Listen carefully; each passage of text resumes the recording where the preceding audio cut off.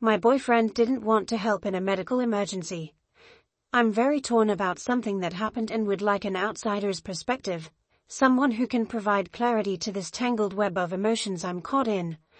My boyfriend and I are both 22 years old and have been together for almost 1 year. When we first got together, I believed I had found someone who understood me on a deeper level, someone who would stand beside me through life's trials. But as the months passed, a painful pattern began to emerge. Despite his kind words and promises, he consistently chose his own comfort over me. It wasn't outright cruelty or neglect, it was a quieter kind of selfishness that gnawed at the edges of our relationship. He's been struggling with his mental health for a long time, something I've always known and tried to support him through. He once confessed that he often felt overwhelmed, like he was fighting a battle no one else could see. I could see the weight of his struggles in his eyes, in the way he spoke about his past, and in his hesitance to fully commit to anything outside his comfort zone. He didn't have the mental strength, he said, to give me the love and effort I deserved. And I believed him. I believed in his capacity to grow, to heal, and to be the partner I needed. So I stayed, hopeful that the kindness he showed me in quieter moments would one day overshadow the neglect I felt in others. His selfishness was rarely dramatic, it was often cloaked in everyday decisions that seemed trivial to outsiders. He would tell me, "It's not a big deal," or that I was overthinking things. And for a long time, I tried to convince myself he was right. For example, he would refuse to drive me home even though it was only a 10-minute drive. He would say it wasn't worth the gas money or that he didn't want to leave his cat alone. Sometimes, he would tell me he was too comfortable in his pajamas to leave the house. These reasons felt small, almost laughable when I said them out loud, but the sting of being an afterthought never faded. Another recurring issue was his reluctance to come to my place. He had plenty of excuses: his cat needed him, he felt more at ease in his own space, or he simply didn't like being around my big, happy family. His own childhood had been far from idyllic, raised solely by his mother in a home that lacked the warmth and stability he craved. I tried to be patient, to understand that my world was foreign to him. But every time he chose his comfort over me, it chipped away at my confidence in our relationship. One moment that still lingers in my mind was when my cat went missing. I was frantic, calling everyone I could think of to help me search for her. I asked him to help too, but he declined, saying he didn't feel like it. I remember sitting in my car, driving through the neighborhood, calling my cat's name through the open window while tears blurred my vision. He had stayed home, and later, when my mom called us to search together, he admitted he had smoked earlier and didn't want her to see him stoned. It was a moment when I truly needed him, and he wasn't there. Then there were the dates, or rather, the lack of them. In the entire time we had been together, he hadn't taken me on a single date. When we first started dating, I didn't think much of it. We were both busy, and I enjoyed our lazy nights watching movies together. But as time went on, it began to feel less like a phase and more like a permanent reality.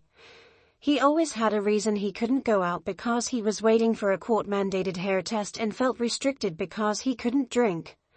I told him it didn't matter to me, that I didn't need grand gestures or expensive outings. But the truth was, I longed for even the smallest effort to make me feel special, to feel like he was willing to step out of his bubble for me. I tried to hold on to the hope that things would change. I told myself that once his troubles were behind him, he would finally have the mental space to show me the love I deserved. For 9 months, I clung to this belief. I told myself to be patient, to focus on the moments when he was kind and loving, and to overlook the ones when he wasn't. After all, relationships aren't perfect, and love is about compromise, right? Finally, in September, he got his hair test done. It was supposed to mark the end of a difficult chapter for him and the beginning of something better for us. I had waited so long for this moment, imagining that it would be a turning point in our relationship. But deep down, a part of me wondered, would things really change? Or was I holding on to a version of him that only existed in my imagination? Last September, Things started to change, or so I thought. For the first time in months, my boyfriend began to show me the kind of effort I had been longing for since the beginning of our relationship. He started doing small, thoughtful things that made me feel like I mattered. He came to pick me up from places, even driving me back home afterward. This was a stark contrast to the days when he refused to drive me anywhere, citing reasons that always felt flimsy to me. When we ordered takeout, he began paying for my food without asking me to pay him back. It was a gesture that seemed insignificant on the surface, but to me, it felt monumental, a sign that he was finally starting to step up. In mid-September, we went to a festival together. It was supposed to be a fun, carefree day, but I ended up feeling unwell. I expected him to brush it off or suggest I sit somewhere while he continued to enjoy himself. Instead, he surprised me. He stayed by my side, making sure I was comfortable, getting me water, and even holding my hand as we walked to the car. It was a side of him I hadn't seen before, a caring, attentive version of the man I loved. I remember thinking that maybe, just maybe, this was the turning point I had been waiting for. A week later, we went on vacation. It was a short trip, nothing extravagant, but it felt significant. It was the first time we had done something like this as a couple, and I was cautiously optimistic about how it would go. One evening, I felt ill again, just a stomach bug, but enough to leave me bedridden for the night. To my surprise, he took care of me. He brought me water, made sure I was warm enough, and stayed with me until I fell asleep. For the first time in our relationship, I felt like he was prioritizing me over his own comfort, and it gave me hope. I started to believe that he was finally ready to make the changes he had always promised. But my cautious optimism was short-lived. At the end of September, something happened that shattered the fragile trust I had been rebuilding. He broke a boundary that was deeply important to me, one I thought he understood and respected. I won't go into the specifics of what happened, but it wasn't just about the act itself. It was about the lack of regard for my feelings, the disregard for what I had explicitly told him mattered to me. It felt like a betrayal, not in the way that infidelity might feel, but in a way that cut just as deep. In the days that followed, I tried to process what had happened. I tried to rationalize it, to tell myself that he hadn't meant to hurt me. But the truth was, I felt disrespected. I felt like all the progress he had made over the past few weeks was undone in an instant. It was as though the version of him I had glimpsed, the caring, attentive boyfriend, had been an illusion, and I was left once again with the man who prioritized his own comfort above all else. Because of this, I started to pull away. It wasn't a conscious decision at first, it was more of an instinctive reaction. The way I felt about him began to shift, subtly at first, and then more noticeably. I stopped saying I love you 1,000 times a day. I wasn't as affectionate as I used to be. I no longer reached for his hand every chance I got or kissed him every time we passed each other. Even our sex life changed. I didn't feel the same desire for him that I once had. It wasn't that I stopped loving him, I still did, deeply. But the butterflies I used to feel when I looked at him were gone. And that absence was impossible to ignore. He noticed the change almost immediately. At first, he didn't say anything, but I could tell it bothered him. He became quieter, less energetic, as though the distance I was putting between us was draining the life out of him. Eventually, he confronted me about it. He told me he felt it was unfair, that he hadn't cheated on me or treated me horribly, so why was I acting this way? He didn't seem to understand that it wasn't about whether he had cheated or been abusive, it was about the way he had made me feel. It was about the broken boundary, the lack of respect, and the realization that I couldn't trust him to prioritize me when it truly mattered. I tried to explain it to him, but the words felt inadequate. How do you tell someone that the love you feel for them has changed? That the spark you once felt has dimmed, not because of one catastrophic event, but because of a series of small, seemingly insignificant choices that have added up over time? How do you tell someone you love that you are not sure if love is enough anymore? He told me that my behavior was making him feel like he had to walk on eggshells around me. He said that my distance was causing him to question everything, that it made him hesitate before doing anything for me because he wasn't sure if it would be enough. It hurt to hear him say that, but I couldn't deny that there was some truth to it. I had been pulling away, and in doing so, I had created a chasm between us that neither of us knew how to bridge. Still, I couldn't shake the feeling that he didn't fully understand why I was hurt. He seemed to see my pain as an overreaction, as though I was blowing things out of proportion. And maybe he was right, maybe I was making a big deal out of nothing. But in my heart, I knew that the issue wasn't just about what had happened at the end of September. It was about everything that had led up to that moment, about the countless times he had chosen his own comfort over me, and about the realization that I couldn't rely on him in the way I needed to. I wanted to believe that he could change. I wanted to believe that the progress he had made in September wasn't just a fleeting effort but the beginning of something real and lasting. But I also couldn't ignore the nagging voice in the back of my mind that told me I deserved better. I deserved to be loved in a way that didn't feel conditional, in a way that didn't require me to constantly justify my own needs and feelings. And yet, the thought of walking away from him hurt more than I could put into words. Despite everything, I still loved him. I still saw glimpses of the man I fell in love with, and I couldn't help but wonder if letting him go would be a mistake. What if I gave up on him too soon? What if he really was ready to step up, and I just needed to give him one more chance? Now I'm finally getting to the part that I wanted to talk about. It was a moment that left me questioning everything about our relationship, a moment I still replay in my head, trying to make sense of it. Last week, my parents were away on a much-deserved trip. It was supposed to be a quiet few days for me, but that evening, my brother called. He's 20 years old and had gone to play a hockey match in another city, about 40 minutes away. His voice over the phone was strained and filled with pain as he told me he had fallen during the game.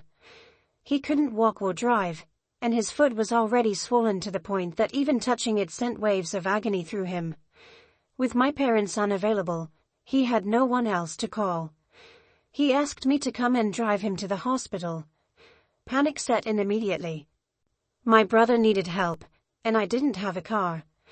He had taken the family car to his match, leaving me stranded. My boyfriend was already at my place, lounging comfortably in the living room. I turned to him, expecting that he would step up in this moment of crisis. It wasn't just about me, it was about my brother's well-being. "Can you drive me there?" "It's a medical emergency," I asked, my voice trembling as I explained the situation. What followed is a response I will never forget. He sighed, leaning back as though I had asked him to move a mountain. "I don't really feel like it," he said, his tone as casual as if we were discussing dinner plans. "I'm tired, and I've already made plans with my friends tonight. If I drive you, it'll ruin my evening." I stared at him, waiting for some hint of remorse or reconsideration. There was none. He went on to explain that he had been looking forward to his night out for days and didn't want to cancel. Mind you, his plans with friends were still 3 hours away, and helping me would have barely taken half that time. "Please," I said, desperation creeping into my voice. "It's my brother. He's in a lot of pain." He shrugged. "Someone else can help, right? Your brother's girlfriend's family? It's just bad timing for me." My heart sank as his words hit me like a slap in the face. I couldn't believe what I was hearing. This wasn't a minor inconvenience, it was a genuine emergency. My brother was sitting alone in another city, unable to walk, while I stood helpless, watching the person I loved prioritize his social plans over someone in need. Eventually, I called my brother's girlfriend. Her foot was in a cast from a recent injury, so she couldn't drive, but her mother and sister stepped in. Her mother, who had undergone surgery only 2 days earlier, drove with her daughter to pick up my brother and take him to the hospital. I felt a pang of guilt as I accepted their help, knowing they had every reason to decline. And yet, They showed more empathy and willingness to help than my own boyfriend, who went out with his friends as if nothing had happened. That night, I lay awake, staring at the ceiling, the weight of what had happened pressing down on me.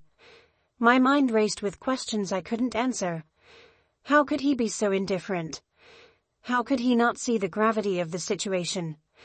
And most importantly, how could I stay with someone who so clearly lacked empathy in a moment when it was most needed? The next day, I tried to talk to him about it.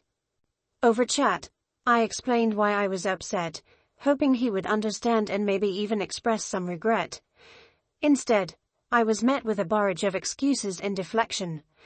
"You've been acting distant lately," he said, "and it's making me think twice before I drop everything for you." I was stunned. He was blaming me for his lack of empathy, as though my recent withdrawal justified his refusal to help in an emergency. He went on to say that I knew about his past, about the struggles he had faced growing up, and that I should understand why he behaved the way he did. He even called the situation unfortunate timing, as if it were an inconvenience for him rather than a moment of genuine need. "I just assumed someone else would help," he added, as though that absolved him of any responsibility. But I stood firm during the conversation. I wasn't going to let him twist this into something it wasn't. I told him, clearly and firmly, that what he had done, or rather, failed to do, was unacceptable. I told him that his actions, or lack thereof, spoke volumes about his priorities and his willingness to be a supportive partner. After much back and forth, he eventually apologized. But even then, his apology felt hollow, like something he said out of obligation rather than genuine remorse. The words didn't carry the weight of understanding or regret, they were just words. I wanted to believe that he meant it, that he truly saw how hurtful his actions had been. But deep down, I couldn't shake the feeling that he still didn't fully grasp why I was upset. To him, it was a minor incident blown out of proportion. To me, it was a defining moment, a glimpse into the kind of partner he was capable of being when it mattered most. As I replayed our conversation in my mind, a painful realization began to take shape. This wasn't just about what happened that night. It was about everything that had led up to it, the countless times he had chosen himself over me, the promises of change that never materialized, and the growing distance between us that neither of us seemed to know how to bridge. And yet, I couldn't bring myself to let go. Despite everything, I still loved him. I still clung to the hope that he could change, that the man I believed he could be was still somewhere inside him. But with each passing day, that hope felt more like a burden than a comfort, weighing me down as I tried to navigate the growing cracks in our relationship. Yesterday, after a week of not seeing each other, we finally sat down to talk. I had spent the week mulling over everything: his refusal to help in an emergency, his inability to see my perspective, and the growing distance between us. I thought I was ready to have a calm, rational conversation. But as soon as he started speaking, my resolve began to crumble. The conversation quickly veered off course. Instead of acknowledging what had happened and how it made me feel, he focused entirely on his own emotions. He talked about how hard it was for him to hear me criticize him, how unfair he felt it was to be judged so harshly. And then, almost as an afterthought, he added, "But I understand your view, and I'm sorry." The words "I'm sorry" hung in the air, hollow and insincere. They were just words, tacked on to the end of a monologue about his own feelings. I waited for more, for something that felt genuine, for some acknowledgement of the hurt he had caused. But instead, he doubled down on his defenses. "You have a lot of emotions," he said, his tone almost dismissive. "You interpret things wrong. Everything has context, and you generalize it all." I stared at him, trying to process what he had just said. It felt like he was trying to gaslight me, to make me doubt the validity of my feelings. And then he went further, saying that the medical emergency with my brother wasn't a big deal. It was just a hurt foot, he said, as if that justified his decision to prioritize his night out with friends over helping someone in need. Anger bubbled up inside me, threatening to spill over. I had come into this conversation hoping for understanding, for an honest apology, for some sign that he truly cared about how his actions had affected me. Instead, I was met with deflection, dismissal, and a complete lack of accountability. I couldn't take it anymore. I stood up, my hands shaking, and told him I needed to leave. As I walked out the door, he called after me, but I didn't stop. I needed space, needed to get away from the overwhelming frustration and disappointment that were threatening to consume me. My heart felt heavy, and my mind was a whirlwind of emotions: anger, sadness, confusion, and a lingering ache of love that refused to go away, no matter how hurt I felt. Later that night, he sent me a series of long texts. In them, he explained how upsetting it was for him to hear all the negative feedback I had given him during our talk. He said it hurt to feel like he was constantly falling short in my eyes. He even accused me of being unfair by calling him a narcissist. And then, at the end of it all, he said he was sorry and begged me to come back so we could finish the conversation. I couldn't respond. I was too upset, too drained to even think about engaging with him again. Hours later, my phone buzzed with a voice message. It was him, crying as he spoke, his voice trembling as he tried to explain his side once more. He told me how much he loved me, how much he didn't want to lose me. For a moment, my heart softened. But then I remembered the earlier conversation, his refusal to take responsibility, and the way he had dismissed my feelings. I stayed silent. The next day, we exchanged a few messages over chat. At first, he was still defensive, telling me how his friends agreed with him that he wasn't egoistic, that the medical emergency really wasn't a big deal, and that they understood his decision to prioritize his plans. It felt like another attempt to justify his actions, to shift the blame away from himself. But eventually, the tone of the conversation changed. He became more apologetic, more earnest. He told me he didn't want to lose me and begged me to give him another chance. He promised, once again, that he was ready to step up. Now, I find myself in a place I never wanted to be, completely and utterly torn. I love him dearly, there's no denying that. The thought of never seeing him again, of ending what we've built together, is almost unbearable. But at the same time, I can't shake the feeling that this relationship isn't what it should be. I deserve to be prioritized, to be loved in a way that doesn't feel conditional or transactional. I deserve to be with someone who doesn't need to be convinced to show up for me when it matters. And yet, he's not a terrible person. He doesn't cheat, he doesn't hurt me physically, and he has moments of kindness that remind me why I fell in love with him in the first place. It's those moments that make it so hard to let go. They make me question whether I'm overreacting, whether I'm making a big deal out of nothing. Maybe he's right, maybe I do have too many emotions, maybe I do generalize too much. The self-doubt creeps in, whispering that I'm the problem, that I'm expecting too much. But deep down, I know that's not true. I know what I want, what I need, and what I deserve. And I know that this relationship, as it stands now, isn't giving me those things. The question is, can it ever? Can he really change? Or am I holding on to a version of him that only exists in my imagination? I don't know how to start over. I don't know how to act as if nothing ever happened, to rebuild the trust and affection that have been eroded over time. But I also don't know how to walk away from someone I love, even if I know that love alone isn't enough. So here I am, caught in this agonizing limbo, wondering what to do next. Part of me wants to believe in his promises, to give him one last chance. But another part of me knows that I deserve better, and that staying in this relationship might mean losing myself in the process. For now, all I can do is sit with these feelings and hope that, somehow, clarity will come.